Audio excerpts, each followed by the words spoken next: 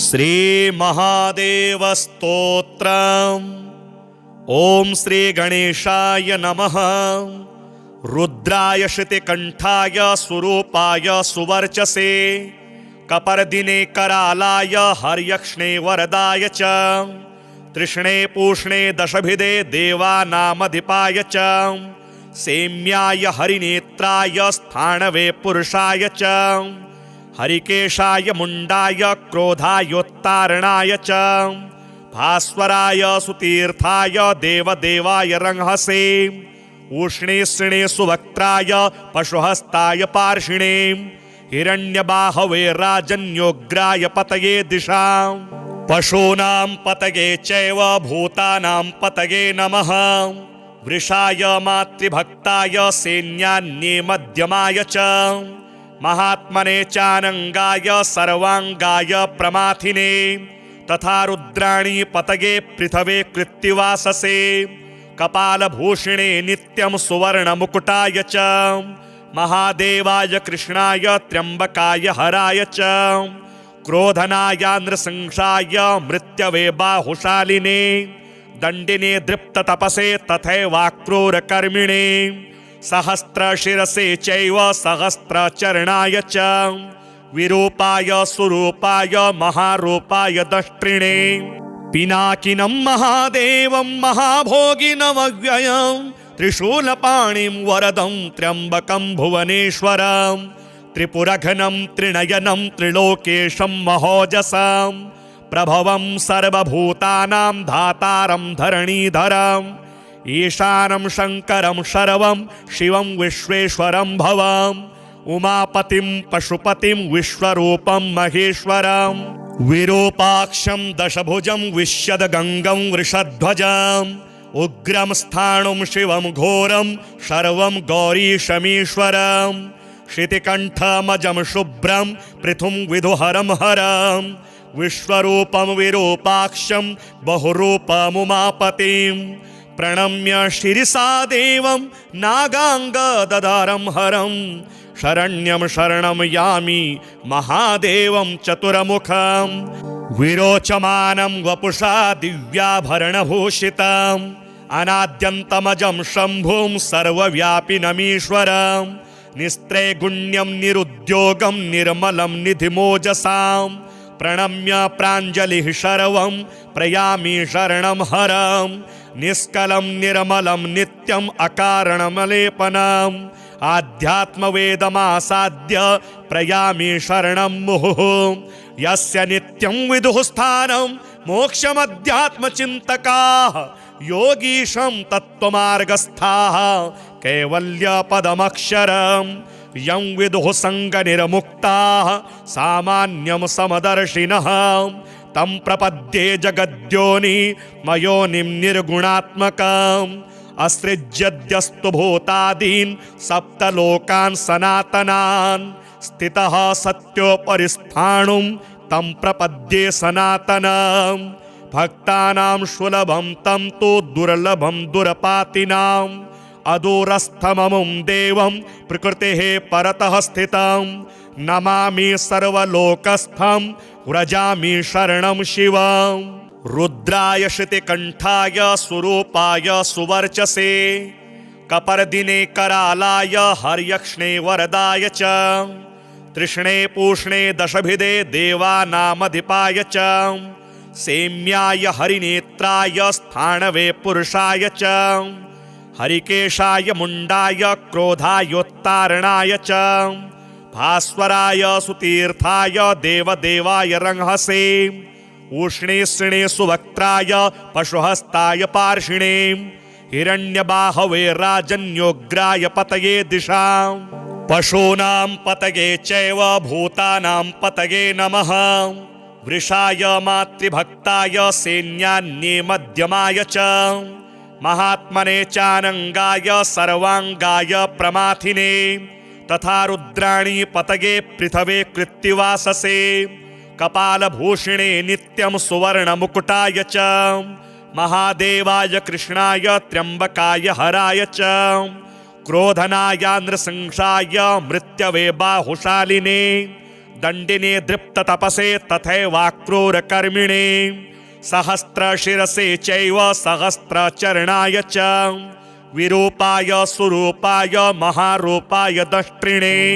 पिनाकिनं महादेवं महाभोगिनमव्ययं त्रिशूलपाणिं वरदं त्र्यम्बकं भुवनेश्वरं त्रिपुरघनं त्रिनयनं त्रिलोकेशं महोजसं प्रभवं सर्वभूतानां धातारं धरणीधरम् ईशानं शङ्करं शर्वं शिवं विश्वेश्वरं भवम् उमापतिं पशुपतिं विश्वरूपं महेश्वरं विरूपाक्षं दशभुजं विश्यदगङ्गं वृषध्वजम् उग्रं स्थाणुं शिवं घोरं शर्वं गौरीशमीश्वरं शितिकण्ठमजं शुभ्रं पृथुं विधुहरं हरं विश्वरूपं विरूपाक्षं बहुरूपमुमापतिं प्रणम्य शिरसा देवं नागाङ्गददारं हरं शरण्यं शरणं यामि महादेवं चतुर्मुखं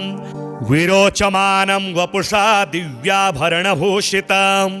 अनाद्यन्तमजं शम्भुं सर्वव्यापिनमीश्वरं निस्त्रैगुण्यं निरुद्योगं निर्मलं निधिमोजसां प्रणम्य प्राञ्जलिः शर्वं प्रयामि शरणं हरं निष्कलं निर्मलं नित्यम् अकारणमलेपनम् आध्यात्मवेदमासाद्य प्रयामि शरणं मुहुः यस्य नित्यं विदुः स्थानं मोक्षमध्यात्मचिन्तकाः योगीशं तत्त्वमार्गस्थाः कैवल्यपदमक्षरं यं विदुः सङ्गनिर्मुक्ताः सामान्यं समदर्शिनः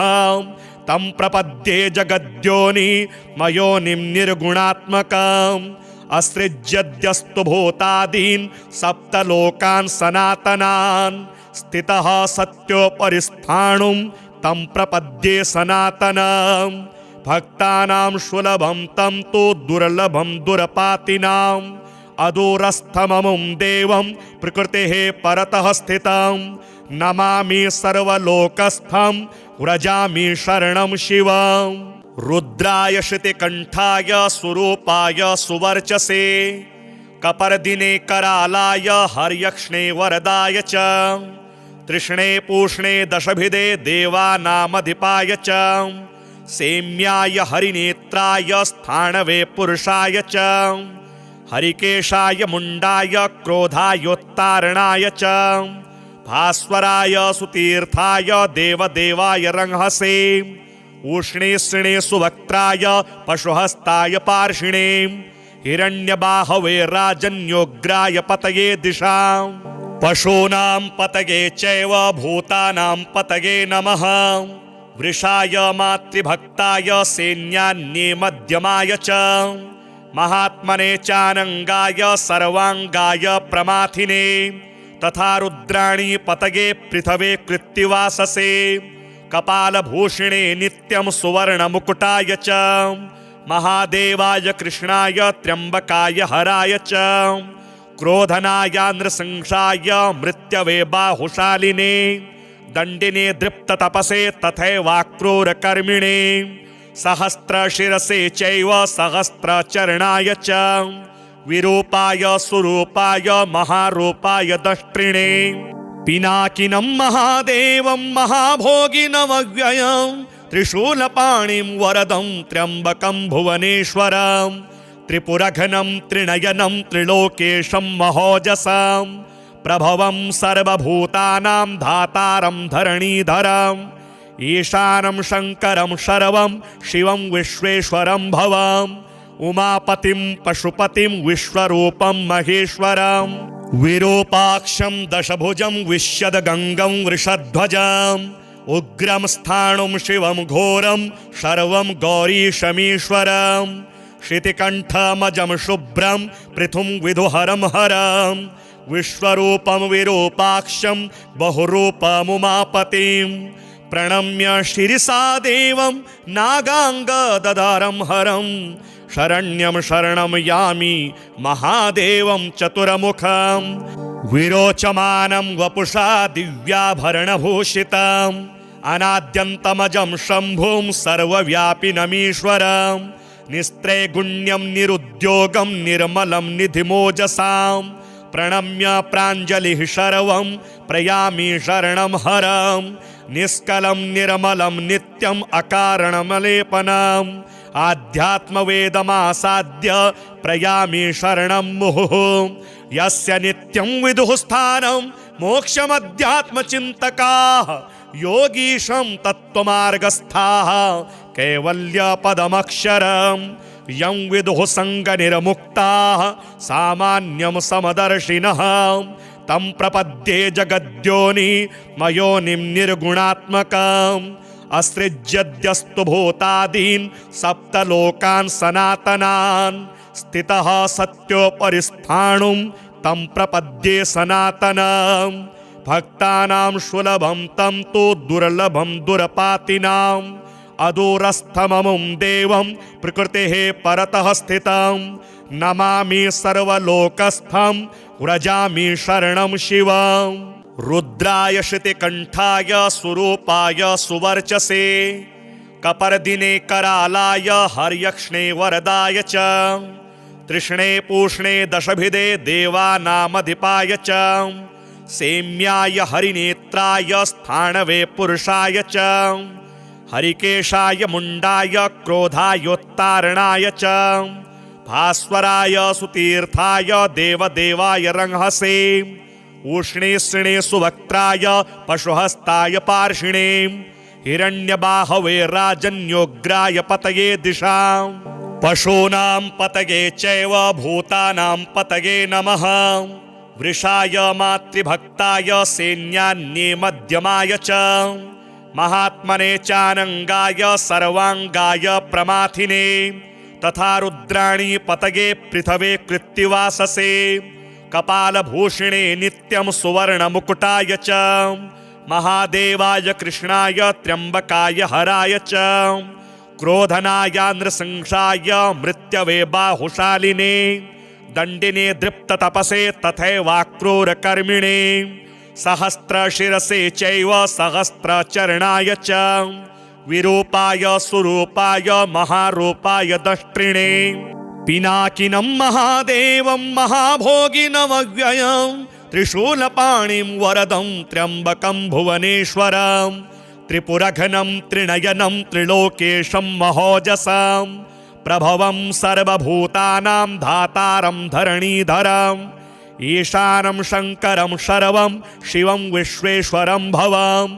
उमापतिं पशुपतिं विश्वरूपं महेश्वरं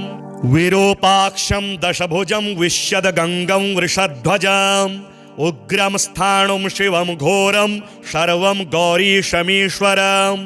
शितिकण्ठमजं शुभ्रं पृथुं विदुहरं हरं विश्वरूपं विरूपाक्षं बहुरूपमुमापतिं प्रणम्य शिरसा देवं नागाङ्गददारं हरं शरण्यं शरणं यामि महादेवं चतुरमुखं विरोचमानं वपुषा दिव्याभरणभूषितम् अनाद्यन्तमजं शम्भुं सर्वव्यापिनमीश्वरं निस्त्रैगुण्यं निरुद्योगं निर्मलं निधिमोजसां प्रणम्य प्राञ्जलिः शर्वं प्रयामि शरणं हरं निष्कलं निर्मलं नित्यम् अकारणमलेपनम् आध्यात्मवेदमासाद्य प्रयामि शरणं मुहुः यस्य नित्यं विदुः स्थानं मोक्षमध्यात्मचिन्तकाः योगीशं तत्त्वमार्गस्थाः कैवल्यपदमक्षरं यं विदुः सङ्गनिर्मुक्ताः सामान्यं समदर्शिनः तं प्रपद्ये जगद्योनि मयोनिं निर्गुणात्मकम् असृज्यद्यस्तु भूतादीन् सप्तलोकान् सनातनान् स्थितः सत्योपरिस्थाणुं तं प्रपद्ये सनातनं भक्तानां सुलभं तं तु दुर्लभं दुरपातिनाम् अदूरस्थममुं देवं प्रकृतेः परतः स्थितं नमामि सर्वलोकस्थं व्रजामि शरणं शिवम् रुद्राय श्रुतिकण्ठाय सुरूपाय सुवर्चसे कपर्दिने करालाय हर्यक्ष्णे वरदाय च तृष्णे पूष्णे दशभिदे देवानामधिपाय च सेम्याय हरिनेत्राय स्थाणवे पुरुषाय च हरिकेशाय मुण्डाय क्रोधायोत्तारणाय च भास्वराय सुतीर्थाय देवदेवाय रंहसे उष्णेष्णे सुवक्त्राय पशुहस्ताय पार्षिणे हिरण्यबाहवे राजन्योग्राय पतये दिशां पशूनां पतये चैव भूतानां पतये नमः वृषाय मातृभक्ताय सैन्यान्ये मध्यमाय च महात्मने चानंगाय सर्वांगाय प्रमाथिने तथा रुद्राणी पतये पृथवे कृत्तिवाससे कपालभूषणे नित्यं सुवर्णमुकुटाय च महादेवाय कृष्णाय त्र्यंबकाय हराय च क्रोधनाय नृसिंहाय मृत्यवे बाहुशालिने दंडिने दृप्ततपसे तथैवाक्रूरकर्मिणे सहस्रशिरसे चैव सहस्रचरणाय च विरूपाय सुरूपाय महारूपाय दष्ट्रिणे पिनाकिनं महादेवं महाभोगिनमव्ययं त्रिशूलपाणिं वरदं त्र्यंबकं भुवनेश्वरं त्रिपुरघनं त्रिनयनं त्रिलोकेशं महोजसं प्रभवं सर्वभूतानां धातारं धरणीधरं ईशानं शङ्करं शर्वं शिवं विश्वेश्वरं भवं उमापतिं पशुपतिं विश्वरूपं महेश्वरं विरूपाक्षं दशभुजं विश्यदगङ्गं वृषध्वजम् उग्रं स्थाणुं शिवं घोरं शर्वं गौरीशमीश्वरं शितिकण्ठमजं शुभ्रं पृथुं विदुहरं हरं विश्वरूपं विरूपाक्षं बहुरूपमुमापतिं प्रणम्य शिरसा देवं नागाङ्गददारं हरं शरण्यं शरणं यामि महादेवं चतुर्मुखं विरोचमानं वपुषा दिव्याभरणभूषितम् अनाद्यन्तमजं शम्भुं सर्वव्यापिनमीश्वरं निस्त्रैगुण्यं निरुद्योगं निर्मलं निधिमोजसां प्रणम्य प्राञ्जलिः शर्वं प्रयामि शरणं हरं निष्कलं निर्मलं नित्यम् अकारणमलेपनम् आध्यात्मवेदमासाद्य प्रयामि शरणं मुहुः यस्य नित्यं विदुः स्थानं मोक्षमध्यात्मचिन्तकाः योगीशं तत्त्वमार्गस्थाः कैवल्यपदमक्षरं यं विदुः सङ्गनिर्मुक्ताः सामान्यं समदर्शिनः तं प्रपद्ये जगद्योनि मयोनिं निर्गुणात्मकम् असृज्यद्यस्तु भूतादीन् सप्तलोकान् सनातनान् स्थितः सत्योपरिस्थाणुं तं प्रपद्ये सनातनं भक्तानां सुलभं तं तु दुर्लभं दुरपातिनाम् अदूरस्थममुं देवं प्रकृतेः परतः स्थितं नमामि सर्वलोकस्थं व्रजामि शरणं शिवं रुद्राय श्रुतिकण्ठाय स्वरूपाय सुवर्चसे कपर्दिने करालाय हर्यक्ष्णे वरदाय च तृष्णे पूष्णे दशभिदे देवानामधिपाय च सेम्याय हरिनेत्राय स्थाणवे पुरुषाय च हरिकेशाय मुण्डाय क्रोधायोत्तारणाय च भास्वराय सुतीर्थाय देवदेवाय रंहसे उष्णेष्णे सुवक्त्राय पशुहस्ताय पार्षिणे हिरण्यबाहवे राजन्योग्राय पतये दिशां पशूनां पतये चैव भूतानां पतये नमः वृषाय मातृभक्ताय सैन्यान्ये मध्यमाय च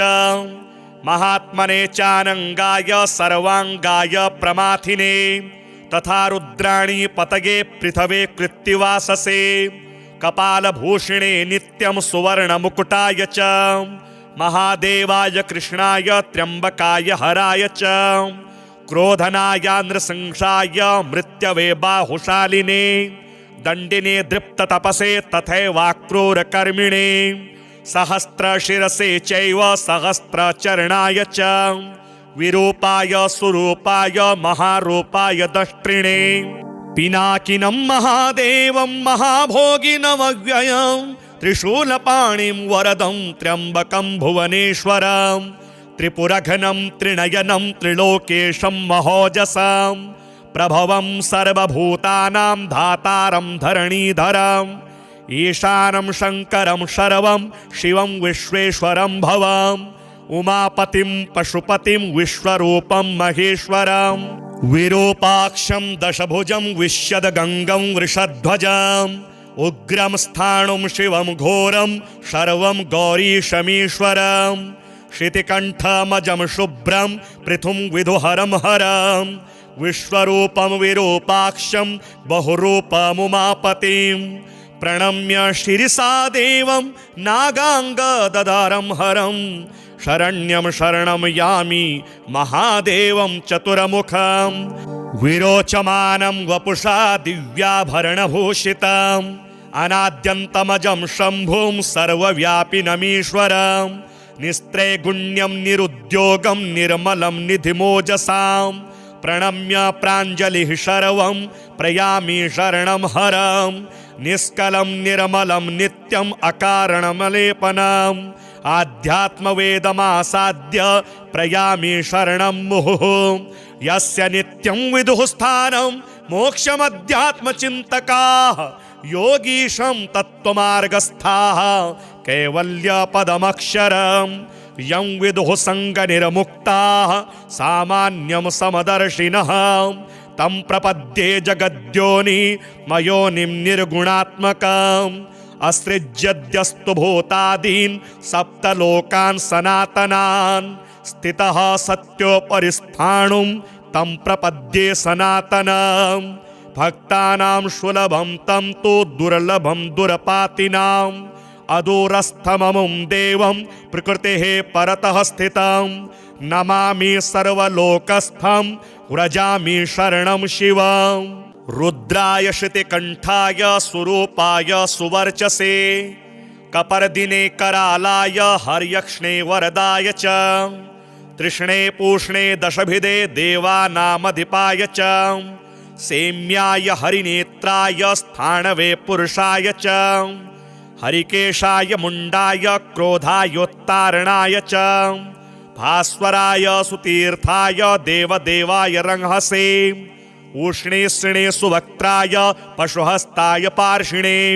हिरण्यबाहवे राजन्योग्राय पतये दिशां पशूनां पतये चैव भूतानां पतये नमः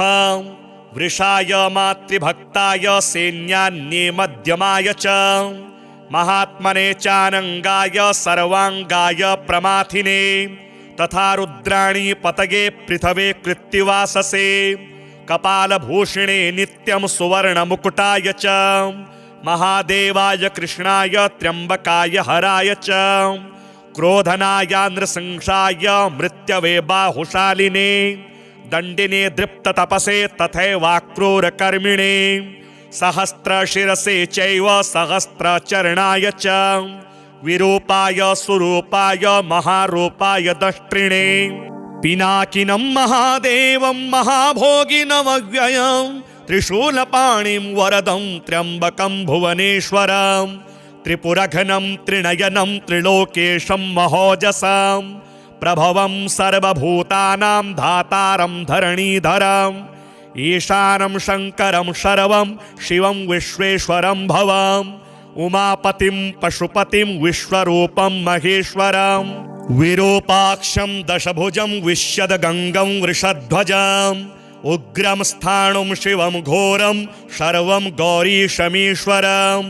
शितिकण्ठमजं शुभ्रं पृथुं विदुहरं हरं विश्वरूपं विरूपाक्षं बहुरूपमुमापतिं प्रणम्य शिरसा देवं नागाङ्गदधारं हरं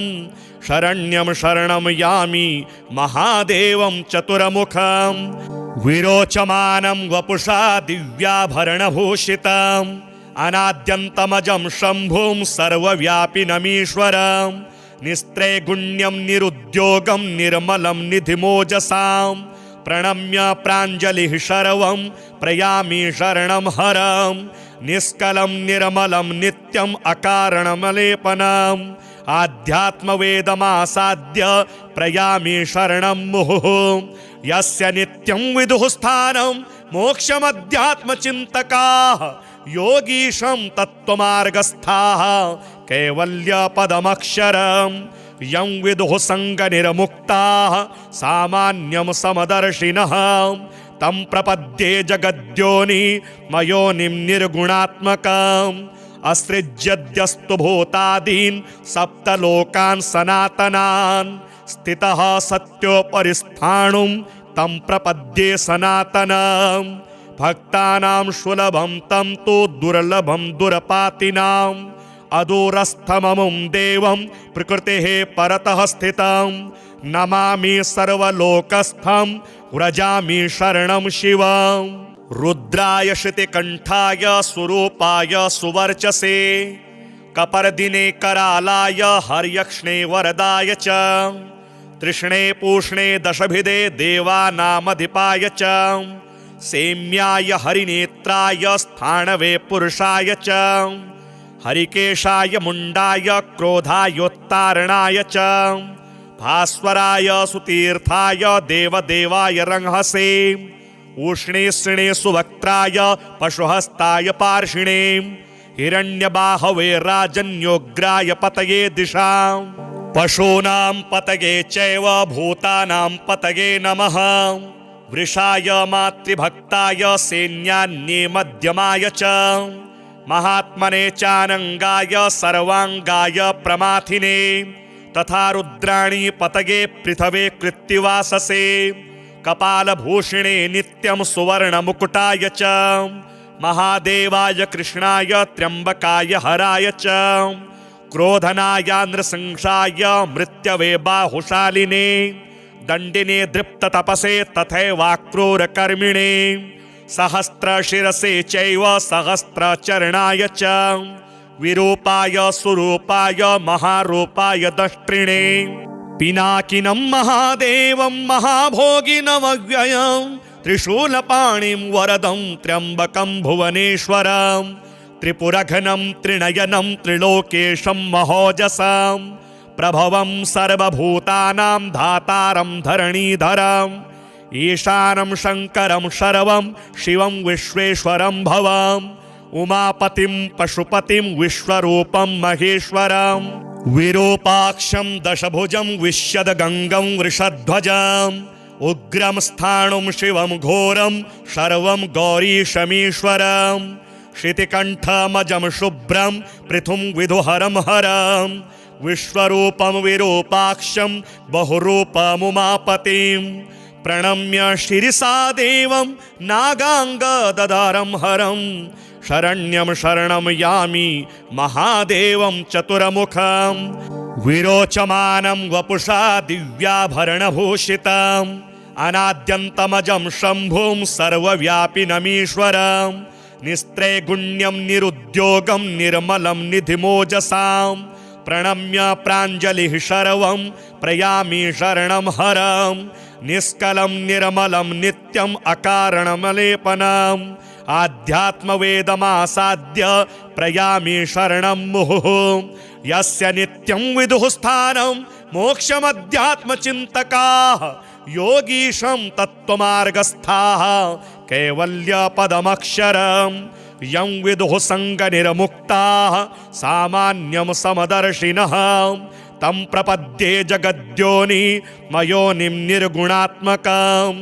असृज्यद्यस्तु भूतादीन् सप्तलोकान् सनातनान् स्थितः सत्योपरिस्थाणुं तं प्रपद्ये सनातनम् भक्तानां सुलभं तं तु दुर्लभं दुरपातिनाम् अदूरस्थममुं देवं प्रकृतेः परतः स्थितं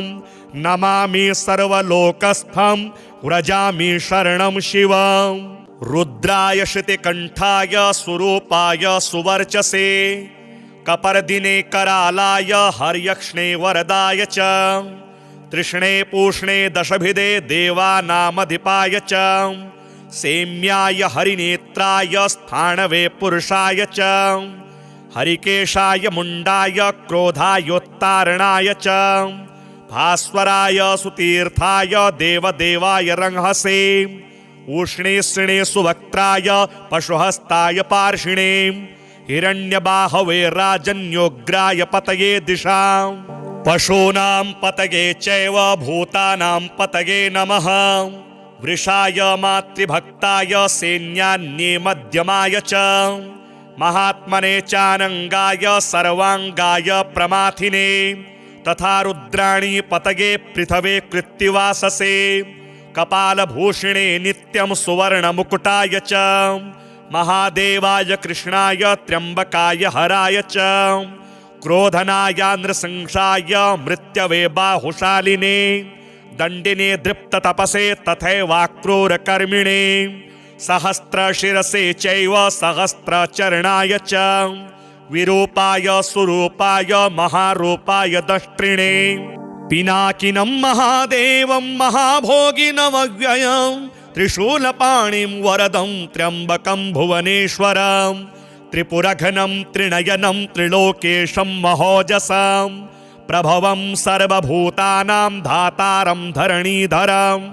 ईशानं शङ्करं शर्वं शिवं विश्वेश्वरं भवं उमापतिं पशुपतिं विश्वरूपं महेश्वरं विरूपाक्षं दशभुजं विश्यदगङ्गं वृषध्वजम् उग्रं स्थाणुं शिवं घोरं शर्वं गौरीशमीश्वरं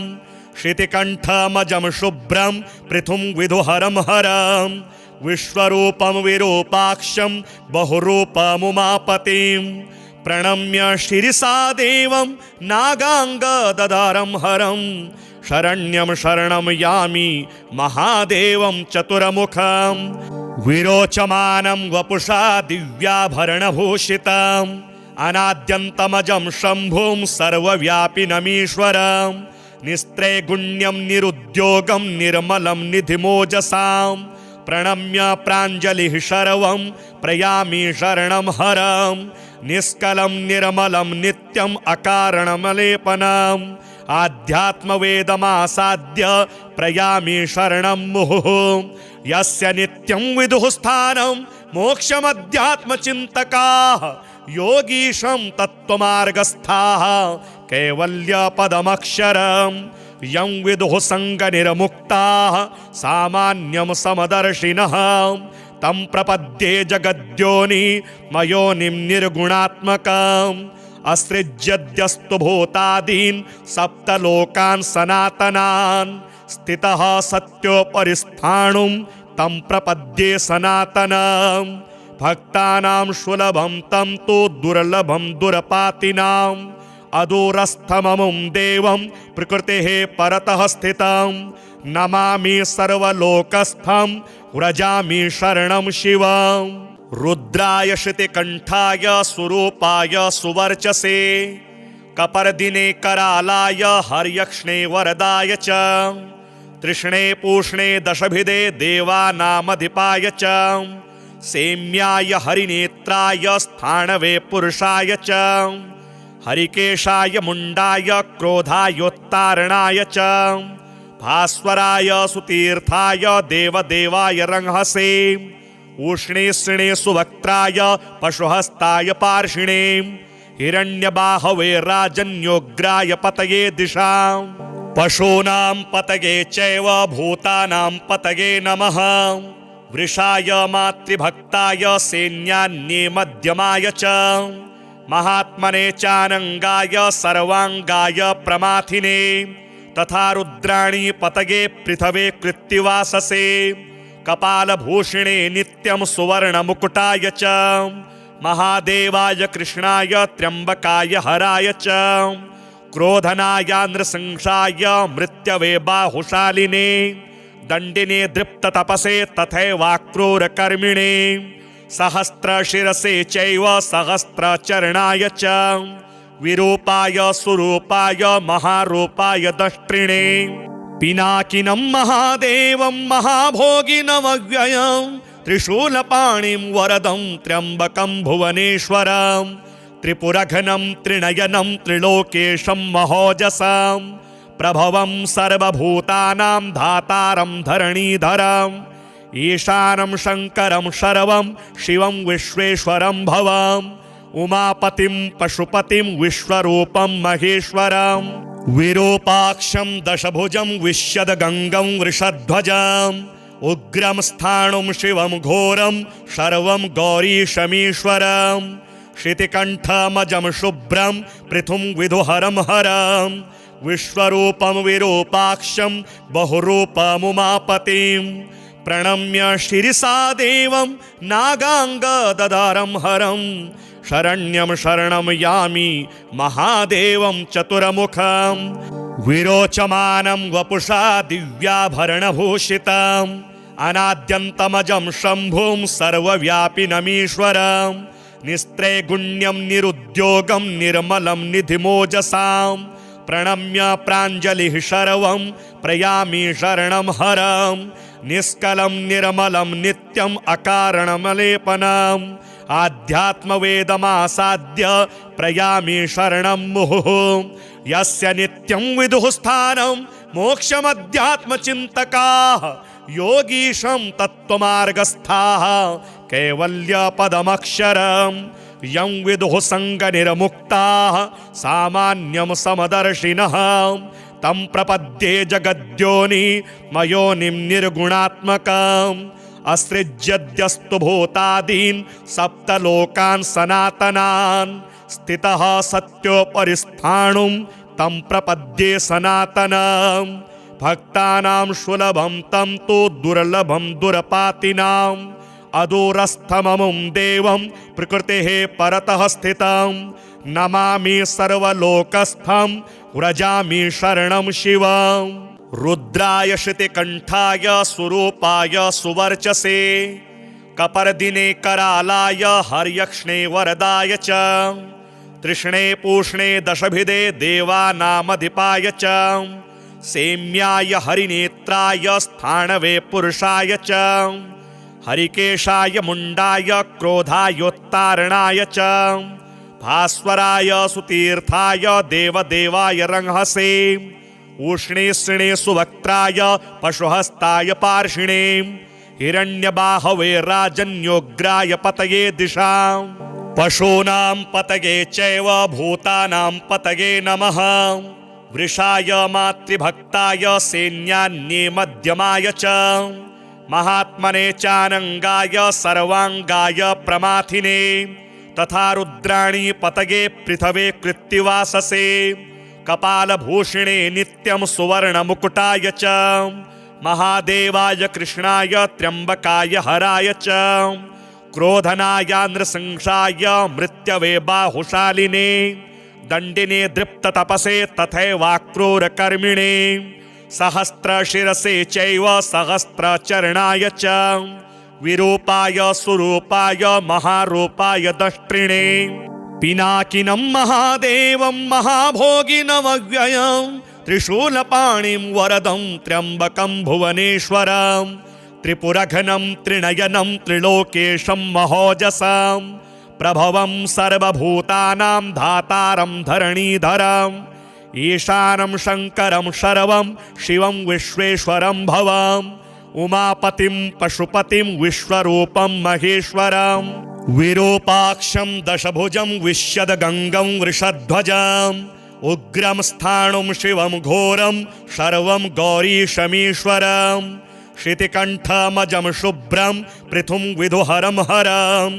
विश्वरूपं विरूपाक्षं बहुरूपमुमापतिं प्रणम्य शिरसा देवं नागाङ्गददारं हरं शरण्यं शरणं यामि महादेवं चतुर्मुखं विरोचमानं वपुषा दिव्याभरणभूषितम् अनाद्यन्तमजं शम्भुं सर्वव्यापिनमीश्वरं निस्त्रैगुण्यं निरुद्योगं निर्मलं निधिमोजसां प्रणम्य प्राञ्जलिः शर्वं प्रयामि शरणं हरं निष्कलं निर्मलं नित्यम् अकारणमलेपनम् आध्यात्मवेदमासाद्य प्रयामि शरणं मुहुः यस्य नित्यं विदुः स्थानं मोक्षमध्यात्मचिन्तकाः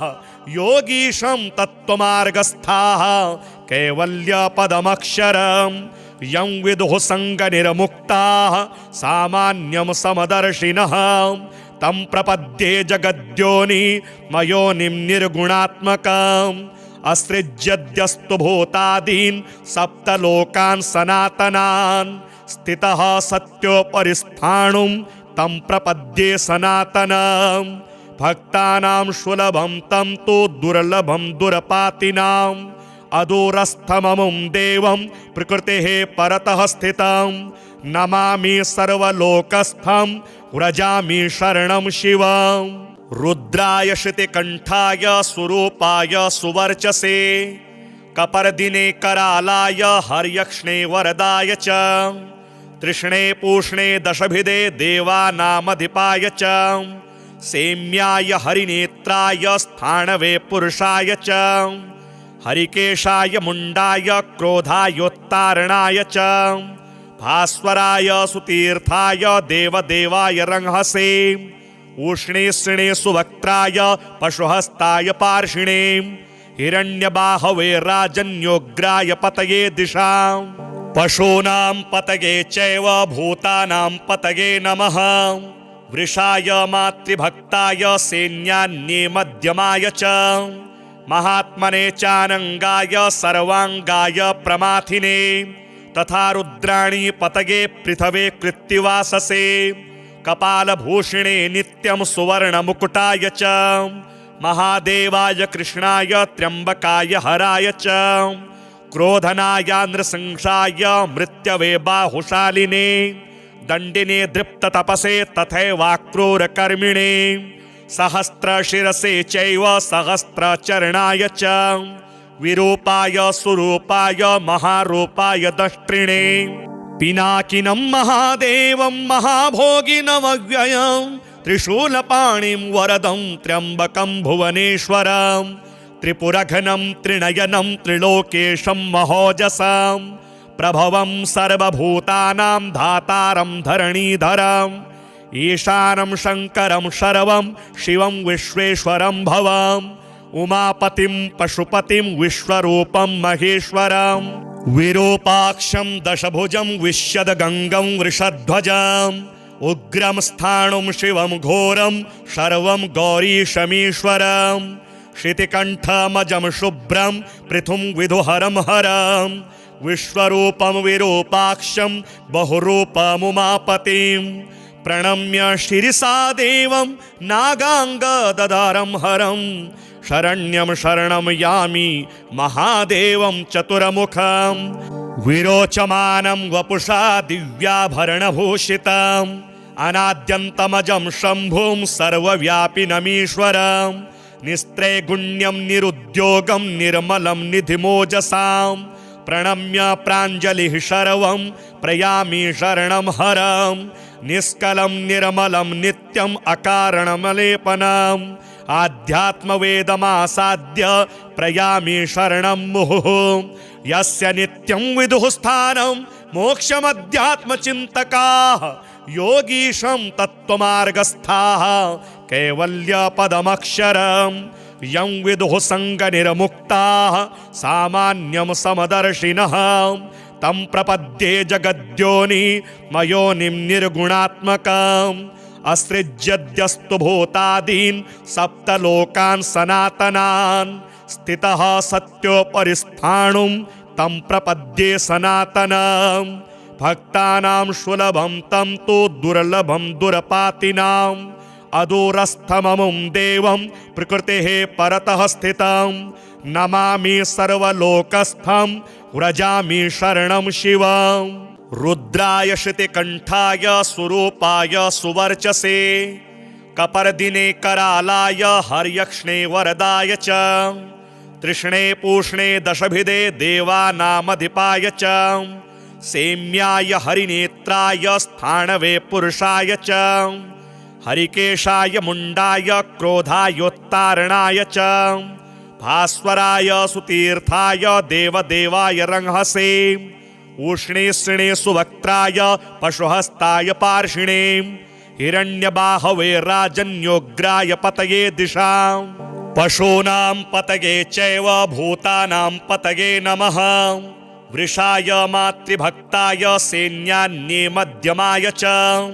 महात्मने चानंगाय सर्वांगाय प्रमाथिने तथा रुद्राणी पतगे पृथवे कृत्तिवाससे कपालभूषणे नित्यं सुवर्णमुकुटाय च महादेवाय कृष्णाय त्र्यम्बकाय हराय च क्रोधनाय नृसिंहाय मृत्यवे बाहुशालिने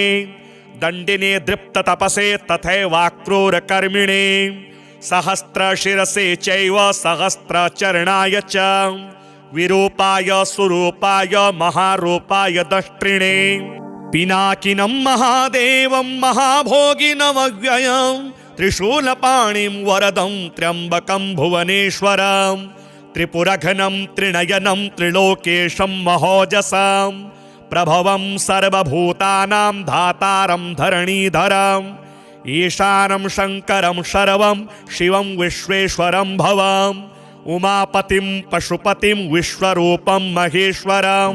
विरूपाक्षं दशभुजं विश्यदगङ्गं वृषध्वजम्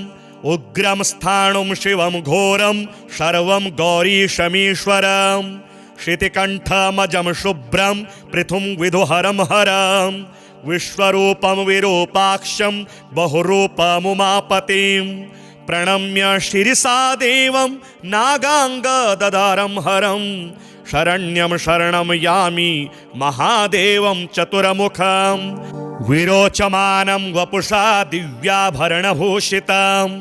अनाद्यन्तमजं शम्भुं सर्वव्यापिनमीश्वरं निस्त्रैगुण्यं निरुद्योगं निर्मलं निधिमोजसां प्रणम्य प्राञ्जलिः शर्वं प्रयामि शरणं हरं निष्कलं निर्मलं नित्यम् अकारणमलेपनम् आध्यात्मवेदमासाद्य प्रयामि शरणं मुहुः यस्य नित्यं विदुः स्थानं मोक्षमध्यात्मचिन्तकाः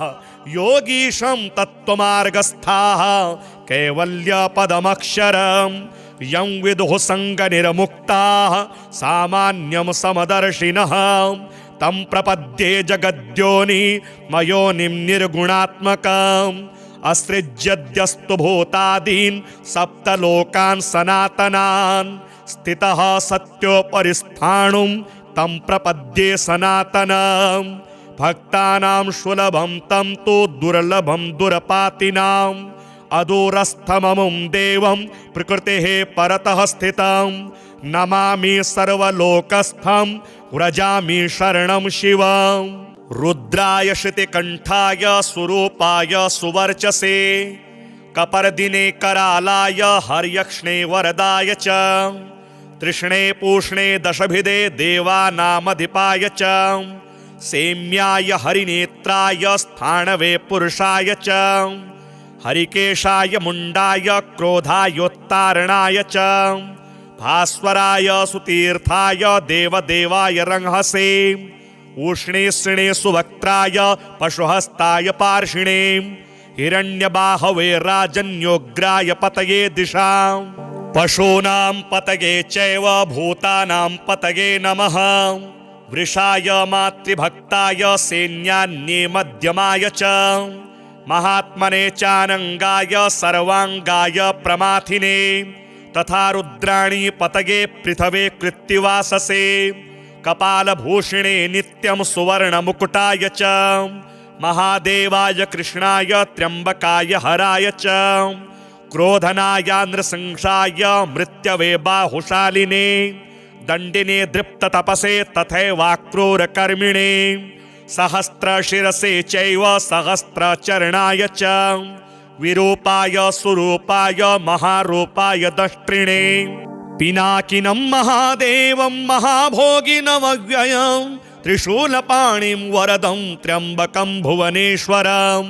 त्रिपुरघनं त्रिनयनं त्रिलोकेशं महोजसां प्रभवं सर्वभूतानां धातारं धरणीधरम्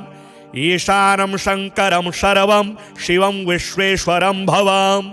उमापतिं पशुपतिं विश्वरूपं महेश्वरं विरूपाक्षं दशभुजं विश्यदगङ्गं वृषध्वजम् उग्रं स्थाणुं शिवं घोरं शर्वं गौरीशमीश्वरं शितिकण्ठमजं शुभ्रं पृथुं विदुहरं हरं विश्वरूपं विरूपाक्षं बहुरूपमुमापतिं प्रणम्य शिरसा देवं नागाङ्गददारं हरं शरण्यं शरणं यामि महादेवं चतुर्मुखं विरोचमानं वपुषा दिव्याभरणभूषितम् अनाद्यन्तमजं शम्भुं सर्वव्यापिनमीश्वरं निस्त्रैगुण्यं निरुद्योगं निर्मलं निधिमोजसां प्रणम्य प्राञ्जलिः शर्वं प्रयामि शरणं हरं निष्कलं निर्मलं नित्यम् अकारणमलेपनम् आध्यात्मवेदमासाद्य प्रयामि शरणं मुहुः यस्य नित्यं विदुः स्थानं मोक्षमध्यात्मचिन्तकाः योगीशं तत्त्वमार्गस्थाः कैवल्यपदमक्षरं यं विदुः सङ्गनिर्मुक्ताः सामान्यं समदर्शिनः तं प्रपद्ये जगद्योनि मयोनिं निर्गुणात्मकम् असृज्यद्यस्तु भूतादीन् सप्तलोकान् सनातनान् स्थितः सत्योपरिस्फाणुं तं प्रपद्ये सनातनम् भक्तानां सुलभं तं तु दुर्लभं दुरपातिनाम् अदूरस्थममुं देवं प्रकृतेः परतः स्थितं नमामि सर्वलोकस्थं व्रजामि शरणं शिवं रुद्राय श्रुतिकण्ठाय सुरूपाय सुवर्चसे कपर्दिने करालाय हर्यक्ष्णे वरदाय च तृष्णे पूष्णे दशभिदे देवानामधिपाय च सेम्याय हरिनेत्राय स्थाणवे पुरुषाय च हरिकेशाय मुण्डाय क्रोधायोत्तारणाय च भास्वराय सुतीर्थाय देवदेवाय रंहसे उष्णे श्रिणे सुवक्त्राय पशुहस्ताय पार्षिणे हिरण्यबाहवे राजन्योग्राय पतये दिशां पशूनां पतये चैव भूतानां पतये नमः वृषाय मातृभक्ताय सैन्यान्ये मध्यमाय च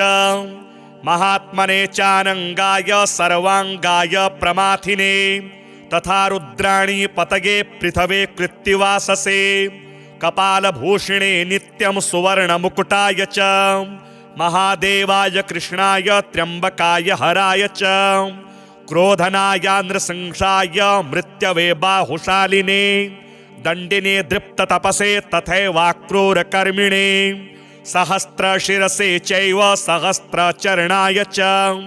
विरूपाय सुरूपाय महारूपाय दष्ट्रिणे पिनाकिनं महादेवं महाभोगिनमव्ययं त्रिशूलपाणिं वरदं त्र्यम्बकं भुवनेश्वरं त्रिपुरघनं त्रिनयनं त्रिलोकेशं महोजसं प्रभवं सर्वभूतानां धातारं धरणीधरम् ईशानं शङ्करं शर्वं शिवं विश्वेश्वरं भवम् उमापतिं पशुपतिं विश्वरूपं महेश्वरं विरूपाक्षं दशभुजं विश्यद्गङ्गं वृषध्वजम् उग्रं स्थाणुं शिवं घोरं शर्वं गौरीशमीश्वरं शितिकण्ठमजं शुभ्रं पृथुं विदुहरं हरं विश्वरूपं विरूपाक्षं बहुरूपमुमापतिं प्रणम्य शिरसा देवं नागाङ्गददारं हरं शरण्यं शरणं यामि महादेवं चतुर्मुखं विरोचमानं वपुषा दिव्याभरणभूषितम् अनाद्यन्तमजं शम्भुं सर्वव्यापिनमीश्वरं निस्त्रैगुण्यं निरुद्योगं निर्मलं निधिमोजसां प्रणम्य प्राञ्जलिः शर्वं प्रयामि शरणं हरं निष्कलं निर्मलं नित्यम् अकारणमलेपनम् आध्यात्मवेदमासाद्य प्रयामि शरणं मुहुः यस्य नित्यं विदुः स्थानं मोक्षमध्यात्मचिन्तकाः योगीशं तत्त्वमार्गस्थाः कैवल्यपदमक्षरं यं विदुः सङ्गनिर्मुक्ताः सामान्यं समदर्शिनः तं प्रपद्ये जगद्योनि मयोनिं निर्गुणात्मकम् असृज्यद्यस्तु भूतादीन् सप्तलोकान् सनातनान् स्थितः सत्योपरिस्फाणुं तं प्रपद्ये सनातनम् भक्तानां सुलभं तं तु दुर्लभं दुरपातिनाम् अदूरस्थममुं देवं प्रकृतेः परतः स्थितं नमामि सर्वलोकस्थं व्रजामि शरणं शिवम्।